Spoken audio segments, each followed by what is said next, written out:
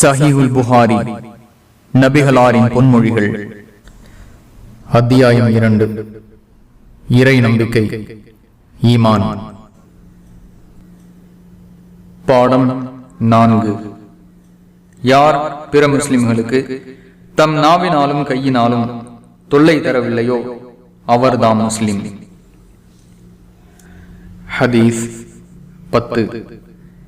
அல்லாஹுவின் தூதர் ஸல்லல்லாஹு அலைஹி வஸல்லம் அவர்கள் கூறினார்கள், பிற முஸ்லிம்கள் எவரது நாவு கையின் தொல்லைகளிலிருந்து பாதுகாப்பு பெறுகின்றார்களோ அவரே முஸ்லிம் ஆவார்.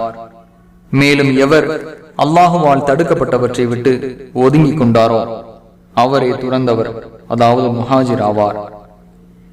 இதை அப்துல்லாஹ் பின் அம்ர் ரலியல்லாஹு அவர்கள் அறிவிக்கின்றார்கள்.